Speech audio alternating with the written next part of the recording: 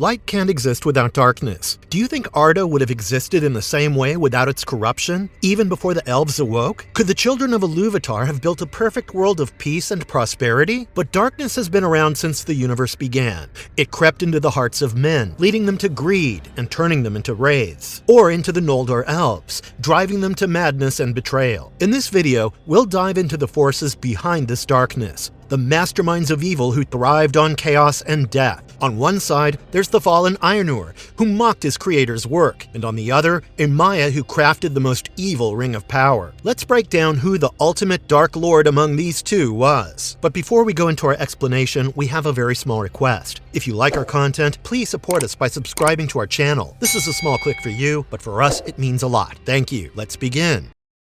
1. Holy Origins. In Tolkien's Legendarium, the universe was created through the beautiful harmonies of the Ainur. These were composed by the first beings to ever exist, made by Eru Ilúvatar. The Ainur, kindled through the flame imperishable, were like the archangels born from the Supreme Creator's individual thoughts. The Ainur sought to actualize Ilúvatar's vision of the universe. As the music flowed gracefully into one another, as described in the Silmarillion, Ilúvatar sat and hearkened, and for a great while it seemed good to him, for in the music there were no flaws. But as the theme progressed, it came into the heart of Melkor to interweave matters of his own imagining. Melkor was believed to be one of the most potent Ainur, as he had been given the greatest gifts of power and knowledge by Ilúvatar himself. But Melkor often found himself in the void, relentlessly searching for the imperishable flame. The discord heard in the music of the Ainur was Melkor's own thought, his desire to bring into existence beings of his own creation. After Melkor continued to rebel against the third great theme of the Ainur,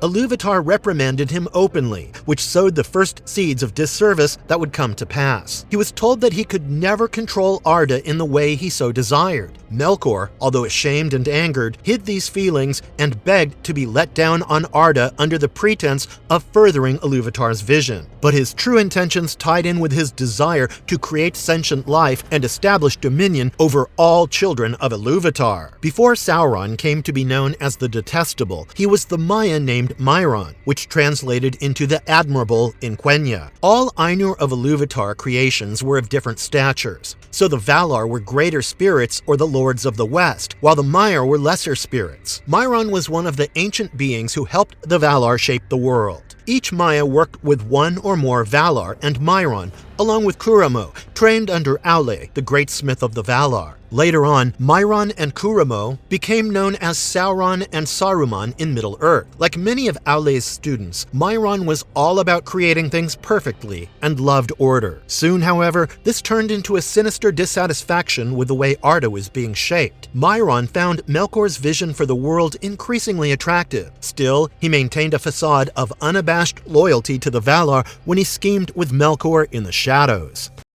2. Scale of power. It was genuinely believed that Morgoth was the mightiest being to exist, who came second only to Eru Ilúvatar. Even before he turned to the void, Melkor was given greater knowledge than the rest of the Ainur. His individual thoughts and desires were powerful enough to challenge Ilúvatar's vision for Ea. Melkor's influence was significant enough to turn other children of Ilúvatar into the shadow. Melkor's arrival on Arda was fueled by malice, which prompted the First War, a Titanous battle that reduced entire mountains to rubble and majorly threatened the existence of the Valar. The potency of Melkor's bitterness spoke for itself. Just as he destroyed them, Morgoth also created the entire range of the Iron Mountain. He then proceeded to shape his own realm, the kingdom of Hellfire known as Utumno, under the depths of the earth. It would be foolish to say that Sauron wasn't powerful, but compared to Morgoth, forget about it. As a corrupted Maia, Sauron's power wasn't as monumental as the first Dark Lord, but leading up to the Second Age, Sauron soon became Morgoth's second in command. The Dark Lord's favorite lieutenant could be trusted to do his dirty bidding, like scouting the location of the first awakened elves. While Morgoth dealt with wars on a greater scale, Sauron had already begun his little conquests of Tol Sirion and Minas Tirith. Sauron's power lies in his cleverness and manipulative deception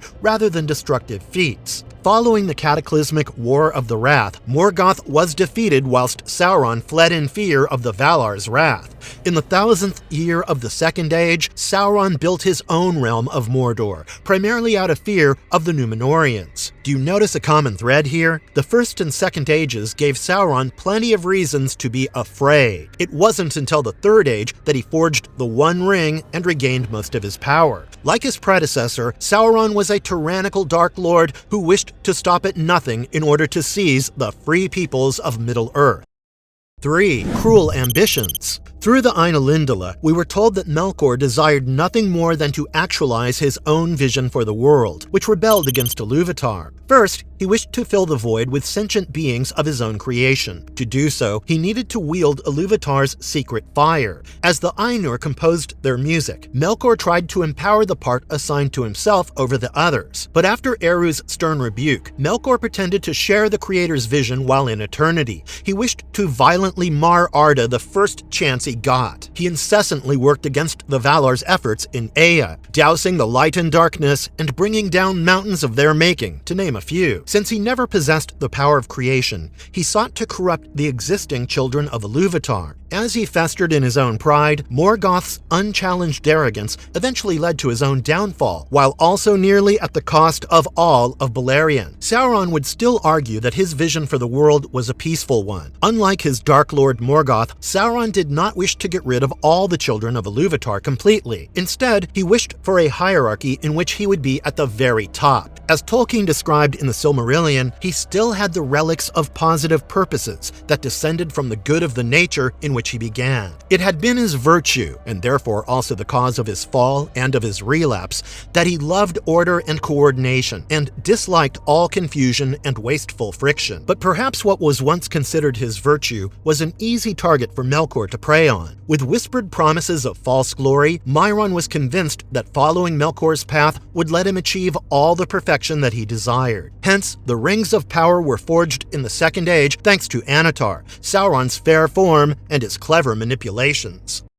4. Influence over the ages. Morgoth began his marring of Arda even before it fully came into being. He introduced chaos into the Ainulindala, which Ilúvatar allowed to some extent. It was said that the supreme deity indeed saw the way this chaotic evil would play out until the end, so what good remained would only be enhanced or made more beautiful. If Ilúvatar were to crush Melkor's free will of wanting to create a life of his own, the creator would be no different from his strayed Ainur. Melkor ravaged the newly created Arda. The wondrous fresh spring of Arda was forced to freeze over, the greenery paralyzed by the evil that leaked out of his hellish kingdom. Even before Ea could fully draw its first breath, Melkor tried to strangle the light out of it. During his conquest of Middle-earth, Morgoth gathered his forces of Balrogs and Orcs in the face of the Valar's resistance. The Balrogs were lesser Ainur who were seduced by the Shadow, forever sworn to their Dark Lord's loyalty. The dragons who plagued the lands well into the Third Age were also bred by Morgoth in the depths of Angband.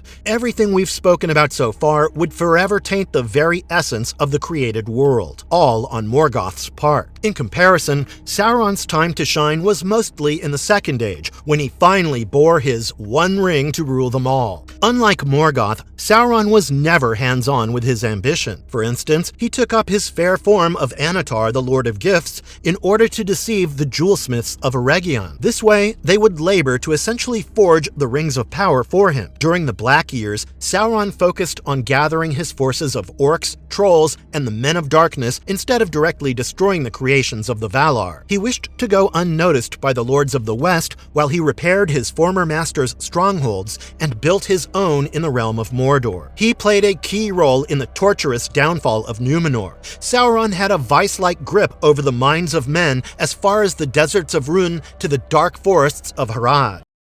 5. Tactics. Morgoth's approach was declaring an all-out war against all sentient creations of Ilúvatar. But after he was reprimanded by the One Creator, Morgoth threw all his logical plans of action out the window. When he first encountered the beings who inhabited Arda, Melkor was enraged merely by their presence. This begged the question, did he simply wish to oppress the Children of Ilúvatar out of pure loathing, or did he actually fear them? He sought to lash out and use his monumental armies to reduced the created world to dust, Morgoth really never took the discreet path once his treachery was revealed. As we saw in Melkor's outright destruction of the two trees of Valinor, he was aided by the monstrous arachnid Ungoliant. In simpler words, he killed King Finwë of the Noldor and stole the Silmarils for himself, which prompted Fëanor to lead his people in rebellion against the Valar. Sing-song, agent of chaos. On the other hand, Sauron had earned the title of the Deceiver. Well, that was the case until he lost his fair elven form forever. Throughout the First Age, Morgoth was the face of evil that plagued Arda, while Sauron, his lieutenant, commanded the fortress of Angband. He had also taken over Tol Sirion by establishing himself as the Lord of the Werewolves. Sauron was never as confrontative as Morgoth and fled shortly after his Dark Lord's defeat. Sauron resurfaced around the dawn of the Second Age, as he sought to rule, not crush, the free peoples of Middle-earth. He knew that men were easily corruptible, but chose to work with the elves first. Hence was born his fair disguise of Anatar, the Lord of Gifts,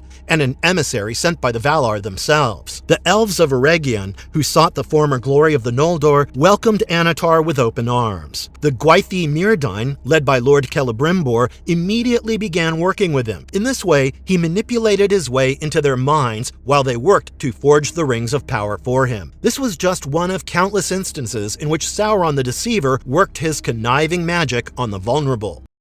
6. Primary weapons. Morgoth was originally one of the strongest Valar. He possessed the power to alter the created world on a fundamental level, which he passionately attempted to do, not just himself, but through the terrible creatures made from his corruption. If we were to talk about Morgoth's weapon of choice, it would be his unfaltering pride, which led him to nearly destroy the entire continent. Even before his attempted destruction on a cosmic level through physical force, Morgoth had tried to weaponize Ilúvatar's vision for the universe to his own desire. There existed a tangible physical weapon that Morgoth wielded. This was a giant mace named Grond, or Hammer of the Underworld. As you might have guessed, the battering ram used during the Battle of the Pelennor Fields was inspired by Morgoth's mighty weapon. Anyway, at the time of the Noldor Elves' siege of Angband, Fingolfin fought the Dark Lord before the gates of the terrible fortress. Every time Morgoth's mace, Grond, hit the ground, the earth shattered just as the mountains thundered,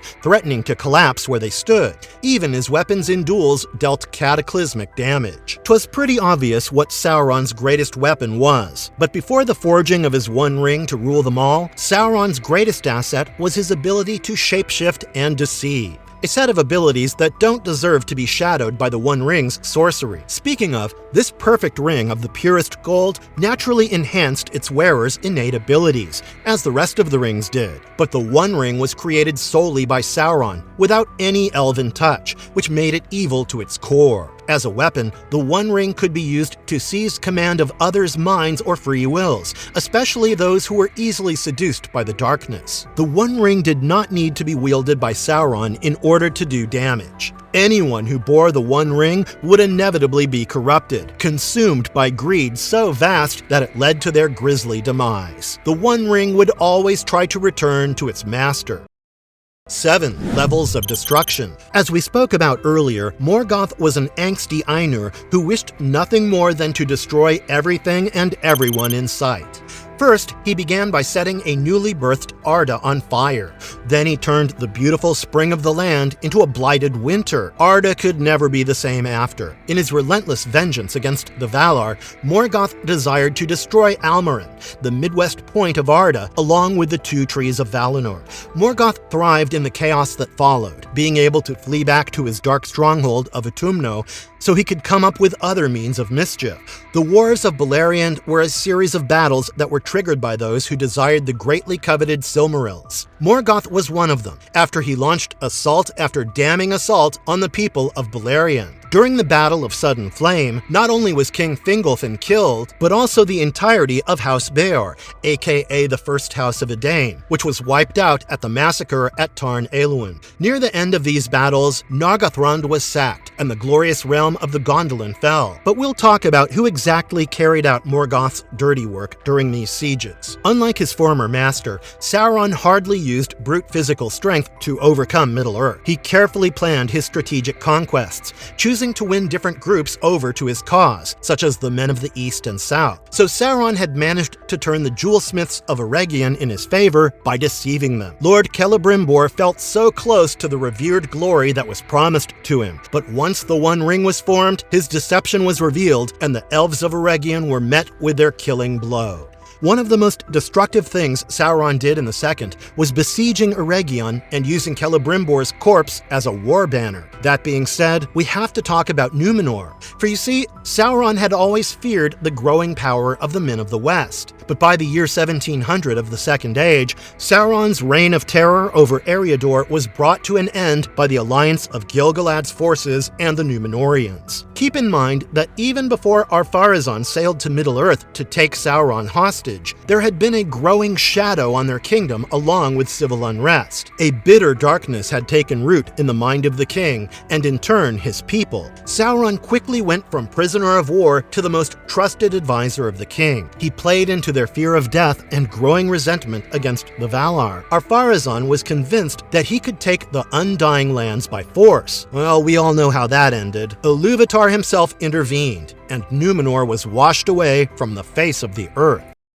8. Faithful servants. Would Morgoth be able to do what he did without his posse of fiercely loyal servants or allies? Okay, so remember Nargothrond? The sack of this kingdom was led by none other than Glaurung, one of Morgoth's first ever lieutenants. Glaurung and Morgoth's finest hosts of orcs plundered Nargothrond, enslaved Noldoran princesses and women, then took them to Angband. While all the captives were whisked away, Glaurung the Great Worm, with its hypnotic gaze, chose to rest upon Nargothrond's mounds of treasure. Then in the year 510 of the First Age, Gondolindrim looked forward to celebrating their festival known as the Gates of Summer. But their eyes were met with Morgoth's forces. Great wolves, armies of orcs, and a host of Balrogs rode in atop dragons, heading straight for their hidden realm. The Lord of the Balrogs, Gothmog, was one of Morgoth's most faithful servants. He had already mortally wounded Fëanor during the battle under the stars. Gothmog also killed Fingon during the siege of Gondolin. Thus, the Balrog's fiery claws were stained with blood of 2 Noldoran kings. Ah, and how could we possibly forget Encalagon the Black, the mightiest of Morgoth's dragons? Encalagon was the final assault launched by the Dark Force in the War of Wrath. His hellish breath of fire laid waste to the forces of the Valar. Even after he was slain by Arundel, Encalagon fell upon the volcanic peaks of Thangordrim, reducing them to rubble. Speaking of most loyal servants, Sauron was Morgoth's unfalteringly faithful servant. To go a step further, when we think of Sauron's servants, the first ones who come to mind are the Nine. Once the Rings of Power were forged, Sauron distributed 9 of them to revered kings of men. It was believed that 3 of these were Númenórean lords. The 9 Rings of Power never failed to bring them glory. The men became mighty in their day, kings, sorcerers, and warriors of old. But as the One Ring came into being, through the fires of Mount Doom, Sauron forced the 9 to their knees under his dominion. The 9, once glorious men, turned into wraiths, undead beings who were neither here nor there. The Lord of the Nazgul gathered the men fallen under the shadow and founded his kingdom of Angmar. The kingdoms of Arnor and Gondor remained vulnerable to the wrathful desires of the Witch King. In the year 2000 of the Third Age, Minas Tirith's twin city, Minas Ithil,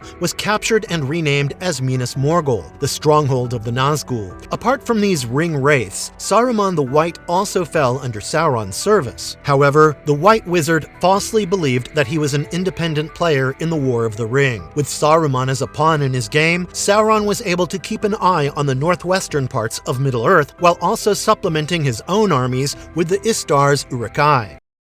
9. Corruption and creation. Since the beginning of time, Morgoth remained bitter about the fact that he wasn't imbued with the ability to create a sentient life. Only Eru Ilúvatar wielded the secret fire, his power of creation, which breathed life into all his children. The secret fire, or flame imperishable, was the first light to exist. It brought all beings into animation while also blessing them with free will and souls. Without their Fëa, the creatures would lead a life devoid of independent thought. Now Morgoth resented this with all his being. He tried to recreate life, but failed, so he settled on corrupting all of Eru's creations. Meanwhile, the light from the 2 lamps, which were the first source of light in Middle-earth, also gave life to the plants and animals surrounding them. These were destroyed by Morgoth, and so were the 2 trees, which were reminiscent of the holy light from Valinor. We've already established that Morgoth could not create, only corrupt. Tolkien remained unsure of the origins of the orcs, but the most famous story told us that orcs were simply corrupted elves. Shortly after the first elves awoke, Morgoth captured those who strayed too far from the safety of their realms. The Dark Lord took them to Atumno, tortured beyond madness, thus turning them into mindless beasts who were forever enslaved in his service. Actually, the orcs were bred to be a mockery of Ilúvatar's children. Like the orcs, Morgoth might have taken other beings of Ilúvatar just for them to be corrupted and turned into dragons and such. Sauron corrupted the minds of those around him through, well, the rings for one, as we saw with the Nazgul, but also carefully plotted lies and clever devices. For you see, the Rings of Power weren't foolproof in their ability to corrupt. The 7 dwarven Rings of Power did enhance their wearers' natural delve mastery, which led them to hoarding massive mounds of treasure across all kingdoms. But Sauron failed to force the dwarves to submit to his will. He was successful with the 9, yes, yet the 3 elven rings were forged without his touch, which made them free of his essence of evil. The One Ring was his ultimate weapon, one that corrupted all those foolish enough to bear it. As Sauron continually regathered his strength over the ages, he used fear and control as one of his tools. A few men of the East were already corrupted through Morgoth's worship, while others were turned to the shadow as they united over their hatred for the elves. Some were even made to fear the elves, or envy their immortality. Sauron's methods of corruption were detached and calculated rather than violently aggressive.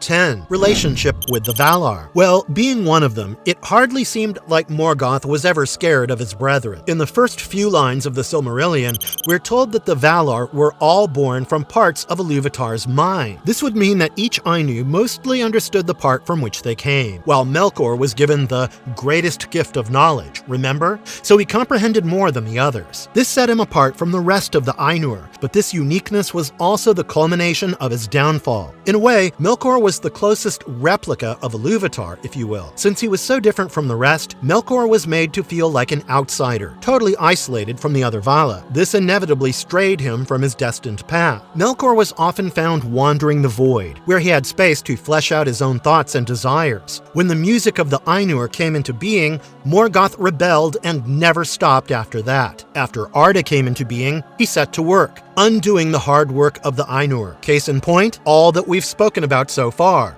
The First Wars, destroying the lamps, marring Arda's spring, darkening of Valinor, and the Battle of the Powers, just to name a few. Morgoth was driven solely by his prideful resentment of his once brethren. As for Sauron, this Maia was terrified of the Valar's wrath, yet he discreetly worked against them. When he first turned to the darkness, Sauron kept up the facade of his loyalty to the Valar, when really he was knighted as Morgoth's trusted commander. But shortly after the War of Wrath, which led to Morgoth's downfall, Sauron took up his fair form and pretended to repent, all in fear. But when the Herald of Manwë ordered him to return to Valinor in order to be judged fairly, Sauron chose to flee rather than repent. During his time in Númenor, ages later, Sauron ensued the worship of Morgoth, which also involved human sacrifice, while he actively condemned the faithful, which was symbolic of spitting in the faces of the Valar. As Ilúvatar intervened to save the plundering of the Undying Lands, Sauron was never able to adopt his fair form following the Great Flood. He was cursed in his malice till the end of time. 11. Fall and imprisonment. After the tragic fall of Gondolin, the remaining survivors managed to escape under the Vala, almost protection. Arundel was one of them, who eventually found himself on Vingalote, the vessel built by Círdan. Arundel was determined to sail to the last shores of Valinor and plead, not beg, for help. The lords of the West yielded as they sailed across the sundering seas with their mightiest hosts. On the other hand, Morgoth led his finest troops, loyal servants, and deadliest dragons loose in preparation for the war that would make or break Arda's fate. The great eagles of Manwë took on the dragons, while Arundel cast down Encalagon the Black. The host of the Valar stormed Melkor's forces of Angband, where he was found, and his feet were hewn from under him, and he was hurled upon his face. The Silmarils were seized from his crown at last. His silver crown was then wedded into a collar, while the Dark Lord was tied up with Anganor, a chain woven by Aule himself. Such humiliation. But he was yet to be punished. Morgoth was dragged to the westernmost point of Arda, known as Moratarnan, and thrown into the timeless void. Excluded from the continuum of Ea's space and time, Morgoth was damned to remain a disembodied spirit. Sauron's end came with his precious ring. By the year 3018 of the Third Age, Sauron had unleashed a new wave of terror across Middle-earth. His servants spread far and wide, all the way from the south of Gondor to the Gap of Rohan and the dry lands of the east. All this while, Sauron was confident in his conquest of the One Ring, all until Aragorn peered into the Orthanc stone, which had been retrieved from Saruman after his defeat. Suddenly, a gruesome doubt began gnawing away at Sauron's mind, who instantly ordered the White Witch to attack Gondor. After the fateful battle of the Pelennor Fields, two of Sauron's most loyal servants, Saruman and the Witch King, had been slain. Finally, Gandalf's genius plan was set into motion. He planned to gather the remaining forces of the Free Peoples and march to the Black Gate, forcing all of Sauron's attention on them. This would allow Frodo and Sam unnoticed passage to Mount Doom, where the One Ring would be destroyed. Even after the ring was tossed into the fires where it was forged and all of Mordor crumbled, Sauron's fleeting spirit still endured. His non-corporeal spirit rose upon the Free Peoples as a great black cloud, but a powerful gust of wind from the west scattered him away. 12. Symbolism. Morgoth symbolized damning pride and greed so powerful that it violated the creations of the Valar and threw the world into darkness. Unlike Sauron, Melkor did not seek to rule the created world and its free peoples. Simply destroy it. Wipe it off the map entirely. In a way, Melkor could be seen as a rebellious child, pushing against the rules set by his strict parents. For even with all his pushback and tyranny, Ilúvatar claimed that no matter what Melkor destroyed or corrupted, it all contributed to his divine plan. Essentially, Morgoth's lashing out wore away more at himself than anything else. He was consumed by the fires of jealousy. He became too proud and overestimated his abilities. How did that end for him? Wasn't he thrown face first on the floors of his own stronghold? All the kingdoms razed down, bloodlines wiped out, and left him irredeemable in the eyes of his own kind. We can argue that Sauron, back when he was Mairon, had agreeable intentions. Craving perfection in one's own creation can be a slippery slope, but it certainly didn't add up to Melkor's malicious rebellion. He strayed from his path the moment he believed that the Valar were unfit to oversee the sentient creatures of Arda. He considered himself to be more competent, a desire which Melkor fed, hence turning Sauron to the darkness successfully. Sauron embodied a strong passion for perfection, which morphed into greed, and eventually a lust for unparalleled power. But unlike Morgoth, Sauron never wished to end all life on Arda, instead wishing to rule over them all. In his eyes, this was a vision for a grander peace, for Middle-earth's own good. Unfortunately, Sauron's success depended on the destruction of the lands and kingdoms surrounding him. Captain Obvious here, tyranny was never the answer. Marvelous verdict. There you have it, folks. Let us know down below who you think won this ultimate Dark Lord contest. Was Sauron more successful in his conquest thanks to his discreet manipulations? Being more calculated than impulsive did get him pretty far. However, as is the case with most of Tolkien's tales, no matter how clever the darkness is, the light fairly prevails every time. And if you liked our content, don't forget to leave a like and subscribe to us if you haven't already. Have a good one and be safe. Thanks, everyone.